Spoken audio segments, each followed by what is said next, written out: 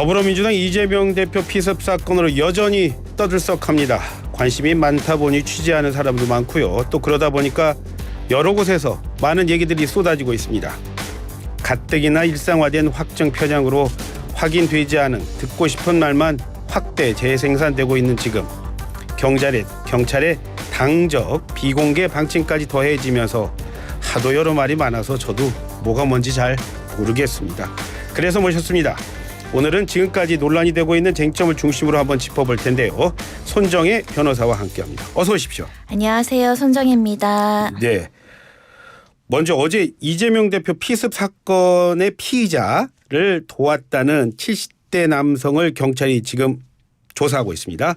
자, 지금 이 사람 구체적으로 어떤 혐의를 지금 받고 있는 거죠? 네, 이 남성은 지난 7일 충남 아산시에서 살인 미수 방조죄로 이제 긴급 체포된 사실이 있는데요. 예.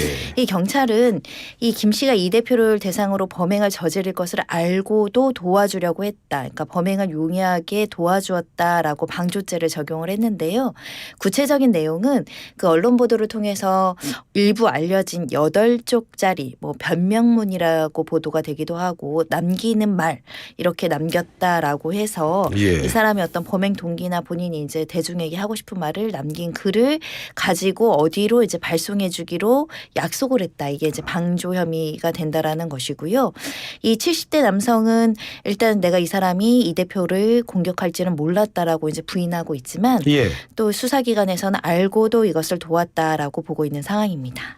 아, 그렇게 되면은 알고 했다면은 이게 방조 혐의를 물을 수 있는 건가요? 그러니까 방조죄가 성립하기 위해선 주범 그러니까 살인을 하려는 것을 인식하고 이걸 도우려는 고의가 성립을 해야 되고요. 예. 보통 방조라는 것은 뭐 흉기를 구해다 준다든가 뭐 어떤 피해자의 정보를 제공한다든가 이런 것들도 방조행위가 되고 예. 이 사건처럼 이 사람이 직접 이 범죄를 하면서 이 변명문인지 남기는 말을 어찌됐든 본인의 어떤 범행을 합리화하기 위해서 대중들한테 주고 싶었던 사람이잖아요. 이걸 예. 누군가가 나 대신 체포 이후에 전달한다고 한다면 범행 결의가 이제 확고해지는 거죠. 예. 범행을 꼭 저지르겠다라는 의사가 더 강화된다라는 측면은 방조죄의 요건에는 해당합니다. 예. 이제 쟁점은 이 70대 남성이 이 편지의 내용을 알고 있었는지 이걸 받았을 때 내가 누군가의 정치인을 공격하겠다라는 것을 알고도 이렇게 도운 것인지가 핵심적인 부분입니다.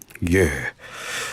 요즘 또 많이 나오는 게 뭐 CCTV도 많고 보는 눈도 많아서 그런지 피의자가 범행 장소를 그 사전 답사할 때 뭐 누구 차를 타고 갔다. 근데 그 차는 또 누구다. 뭐 이런 것들 때문에 또 뭐 말이 많고 또 그 사람들이 또 공범이 아니냐 이런 얘기들이 좀 많이 나옵니다. 변호사님 역시도 뭐 차를 태워준 사람들 역시도 지금 말씀하신 공범의 혐의를 의심하기 충분하다고 지금 보십니까? 어떻게 보세요? 차를 태워주는 것만으로는 부족하죠. 왜냐하면 이 사람이 동선을 보면 여러 차례 이재명 당대표의 동선을 따라가고 뭐 예. 김해 봉하마을도 갔다 부산도 갔다가 뭐 양산 평산마을도 갔다가 여러 차례 이제 이동하고 그 과정에서도 일부는 흉기도 소지하고 있었던 걸로 보이거든요. 예. 그 과정에서 본인이 이제 차량이 없다 보니까 차량이 있는 사람에게 좀 동선상 부탁을 했을 가능성이 있고 부탁을 했을 때 예. 상식적으로는 실질적으로 어떤 친밀한 관계나 관계가 없는 사람이라면 불특정 다수한테 부탁을 할 때는 내가 범행을 저지르려고 하는데 차 좀 태워주십시오 하면 안 태워주죠. 그래서 그렇죠. 속였을 가능성이 훨씬 많지만 경찰로서는 그럼에도 불구하고 추가적인 공범이 있을 수 있는 가능성을 열어두고 차를 태워준 2명에 대한 수사를 진행을 했고요. 예. 근데 이 2명의 차주는 나는 그런 사실 전혀 몰랐다. 생각지도 못했고 그냥 예. 편의상 예. 배려해서 차 좀 태워달라 목적지까지 해서 같은 지지자고 뭐 그러니까. 네, 태워다 줬다라는 진술만 하고 있어서 이 2명에 대해서는 뭐 방조죄로 처벌하거나 수사하기는 좀 어려워 보입니다. 예. 그런데 그 두 사람이 또 뭐 어디를 지지했느니 뭐 이런 것 때문에 또 더 뭐 말이 확산되고 그러는 것 같아요. 자, 그런데 변호사님이 그 앞서서 경찰이 그 긴급 체포하는 그 70대 남자 말이죠. 이 사람을 경찰이 말씀하신 공범이 아니고 조력자다 이런 말을 쓰더라고요.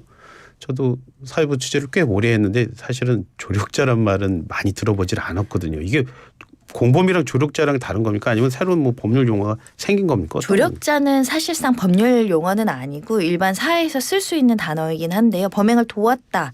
뭐 이 정도 의미니까 방조범도 뭐 범행을 용이하게 도운 사람이니까 의미는 일맥상통하지만 일단 이 피의자 그 70대 남성께서는 난 살인죄는 전혀 몰랐고 이렇게 지금 주장하고 있어서 예. 현재 살인 행각을 조력한 게 아니라 예. 살인 이후에 본인이 어떤 범행 동기를 희석하고 합리화하는 과정에서 필요한 행동을 일부 도운 거죠. 예. 그래서 약간은 좀 개념적으로는 좀 분리할 필요가 있는 것 같고요. 예. 일단은 이 지금 주범으로 보이는 사람은 단독 범행이라고 주장하고 있죠. 예, 그렇기 예. 때문에 현재로서는 단독 범행의 정황이 더 짙어 보이는 상황이긴 합니다. 예, 조력자는 말 요즘에 많이 씁니까?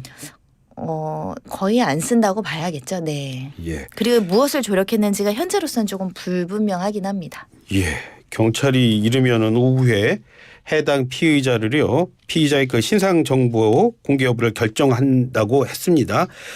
아직까지 속보는 안 들어오고 있고요. 자, 지금까지 이런 일, 비슷한 일을 벌인 사람 얼굴 공개한 적 있나요? 예, 유력 정치인에 대해서 살인 미수까지 간 사건들이 많지는 않았기 때문에 박근혜 전 대통령 사건도 특수상해로 기소가 돼서 처벌이 됐지 그래서. 살인 미수가 아니었습니다.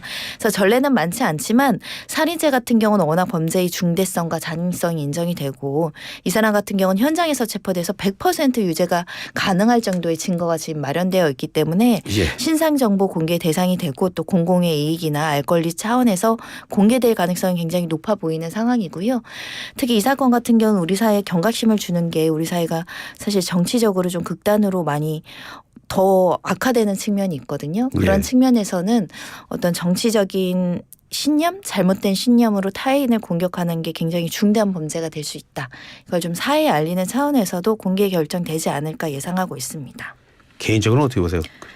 공개될 것으로 보이고요. 특히 이제 우리 사회에서 이게 사실은 사람들이 지금 뭐 민주당 사람이냐 새누리당 사람이냐 어떤 경이냐 막 이렇게 서로 이제 지역적인 거 가지고 싸우지만요. 본질은 혐오 범죄입니다.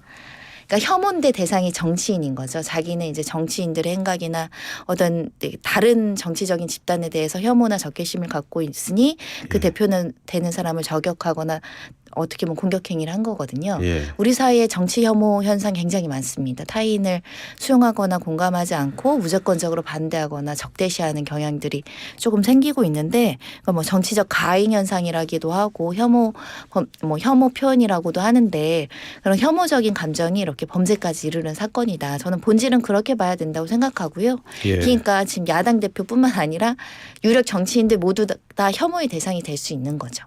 그런 측면에서는 이게 재발되지 않아야 되고 예. 그만큼 이게 되게 강력한 범죄라는 걸 말씀드려야 되고 예. 박근혜 전 대통령을 공격한 사람도 징역 10년 이상 선고받았죠. 예.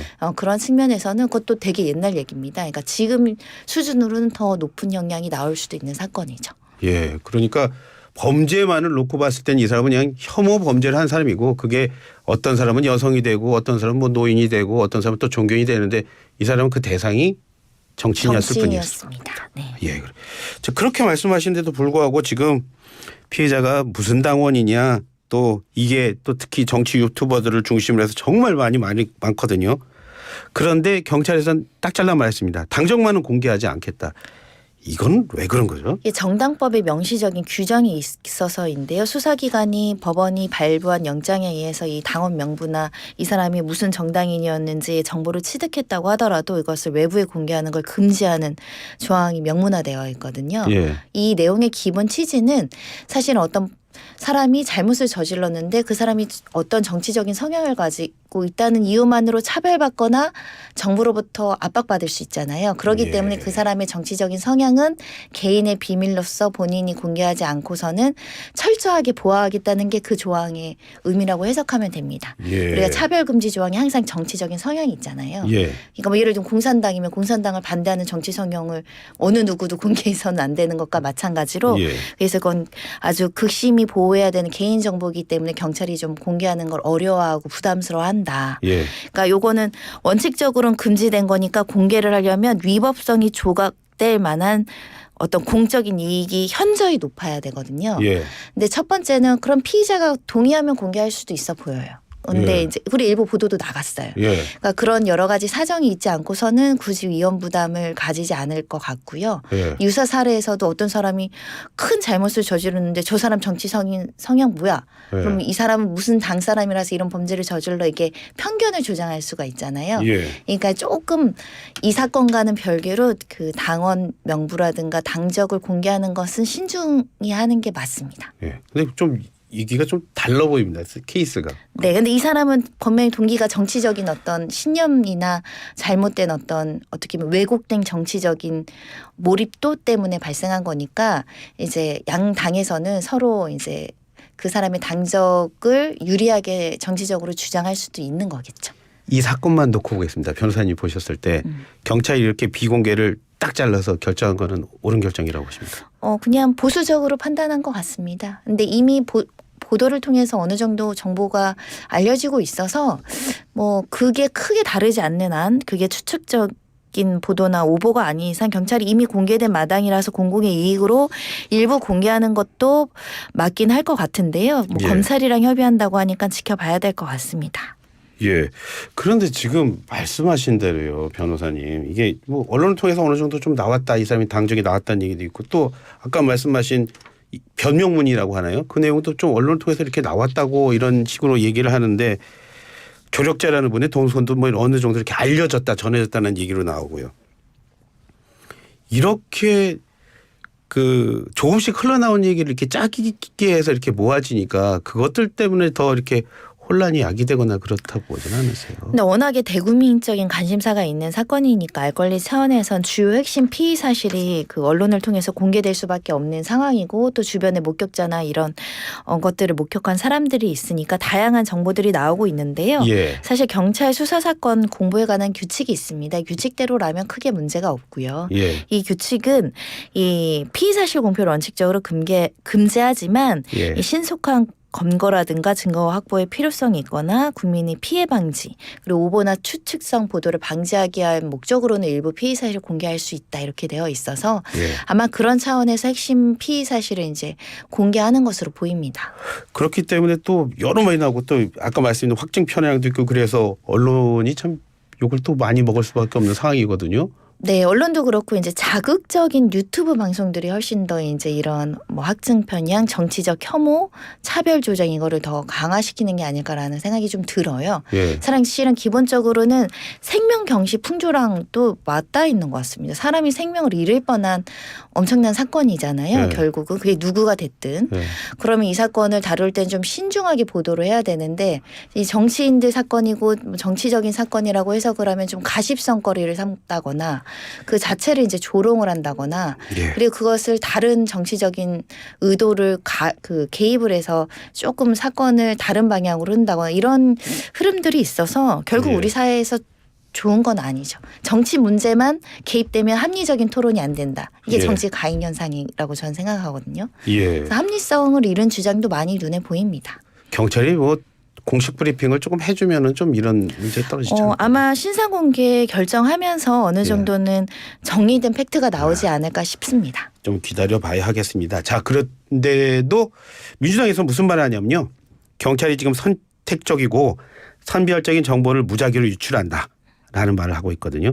변호사님이 봤을 때도 경찰이 조금 뭔가 좀 잘못하고 있어 보이는 거를 보십니까? 뭐 잘못했다고 단언하기는 어렵고요. 구체적으로는 어떤 정보를 무작위로 유출한다는지는 사실 정의가 좀 안 돼 있기 때문에 잘 알 수는 없는데요. 일단 예. 민주당에서는 지금 경찰과 검찰에서 어떤 보도를 할 때 좀 편의적인 수사나 편의적인 어떤 정보 유출하는 거 아니냐 예. 이런 주장들을 하고 있어서 그 연장선상인 것 같고요. 예. 제가 볼 때도 경찰이나 검찰이 일부 혼선이 많습니다. 예. 수사 공보 규칙은 있지만 그대로 집행이 되거나 그대로 일관된 기준으로 나가는 게 별로 없다 보니까 비판이 대상이 되기도 하고 있고 그래서 알 권리 차원에서 피의 사실 공표를 조금 넓게 했을 때 또 문제가 생기고 너무 또 공개를 안 하면 이건 너무 좀 은폐하거나 정보를 공개 안 한다라는 비판을 받아서 예. 결국은 경찰 내부에서의 일관된 기준과 일관된 사건 처리를 앞으로 보여줘야 이런 시비가 없을 것 같습니다. 예. 그 변호사님이랑 같이 방송하기 위해서 기사를 좀 살펴보니까요. 경찰이 이번 당적 공개 요거와 관련해서 검찰과 협의를 하려고 했었다고 하더라고요. 제가 알고 있기로는 원래 이런 사건이 생기면 원래 검찰의 지휘를 받아서 경찰이 하는 걸로 알고 있는데 이게 요즘에 바뀌었습니까? 사실은 협의의 대상이 아니죠. 왜냐하면 법에는 수사기관이 공개를 할 수 없다라는 금지 조항이 있기 때문에 경찰, 검찰 독립적으로 판단해서 공개 여부를 결정해도 됩니다. 근데 워낙에 이제 중대한 일이고 이게 나중에 어떤 문제가 생겼을 때 예. 실제 이게 만약에 국민들이 알 권리를 보장해달라 민주당에서 공개해달라 해서 공개를 했어요. 예. 근데 이거 범죄다해서 누군가 고발 조치를 하면 그 경찰분은 정말 난감하잖아요. 예. 그러니까 신중에 신중을 거듭해서 여러 기관의 자문을 구하는 형식이 아닐까 싶습니다. 원래는 뭐 경찰이 하건 네. 검찰이 하건 수사기관에서 독자적으로 가능한 건데 한 번 더 돌다리도 한번 들기고 간다. 그런 식으로 네, 이해하면 그렇습니다. 되는 거죠. 예. 자, 끝으로요, 변호사님. 지금 피의자가 무슨 당이니 혹은 사무실에 틀어박혀서 무슨 유튜브를 봤니 심지어 이 사람이 무슨 차를 타고 갔는데 이런 얘기를 갖고 지금 많이 시끄럽습니다. 이런 것들 때문에 정작 우리가 주목해야 할 것 가운데 혹시 소라고 놓치는 게 있는 건 혹시 없을까요? 저는 처음에도 말씀드렸지만 이 개인이 가지는 정치적인 어떤 감정이나 편향적 사고나 잘못된 신념이 우리 사회를 이렇게 흔들고 예. 두렵게 만드는 지점. 그런데 그거는 결국 정치인들이 자초한 측면이 있는 거죠. 정치적인 부분을 너무나 정쟁화하고 서로 대화하거나 이해하려고 하지 않고 서로 전쟁하듯이 공격하고 편가르고 하면서 어떻게 편견이나 혐오를 조장하는 측면이 있거든요. 예. 근데 이 사건 이후에도 조금 회복되고 나서 또 다른 정쟁이 또 발생하고 있잖아요. 예. 결국 이런 것들이 정치인을 존경하고 정치인을 이해하려고 하는 것보다 정치인을 배격하고 자꾸 이제 비판하는 쪽으로 우리 사회가 몰고 가고 있다. 예. 그래서 보도할 때도 이런 문제일수록 침착하게 예. 사건의 본질만 보는 게 맞지 않을까. 예. 그런 생각이 들어서 누구는 또 그 변명문인지 남기는 글인지를 보고 이걸로 동조하는 사람들도 생기고 별별 사람들이 다 있거든요. 예. 그래서 우리가 조금 냉정하고 객관적으로 살펴볼 필요가 있지 않을까 생각이 듭니다. 그 말씀이시라면 이번 있어서는 안 되는 피습 사건으로 이런 일들은 끝나야 되는데 앞으로 혐오 범죄가 이른바 혐오 범죄는 더 일어날 가능성도 있다라는 말씀. 특히 모방범죄처럼 이 사람을 신격화하거나 영웅화하는 일부 사람들이 또다시 이것을 따라한다거나 반대되는 사람에게 공격을 해서 이 반대쪽에 또 막 환영을 받고 막 영웅이다 이런 잘못된 사회적인 풍조가 생기면 질서가 무너지는 일을 우리가 목도할 수 있기 때문에 이 사람의 범죄는 중대한 살인 범죄이다. 다시는 일어나서는 안 되고 중대한 처벌이 따른다라는 일반적인 합의는 있어야 될 것 같습니다. 네. 오늘도 말씀 잘 들었습니다. 고맙습니다. 감사합니다. 네, 지금까지 손정혜 변호사와 함께했습니다.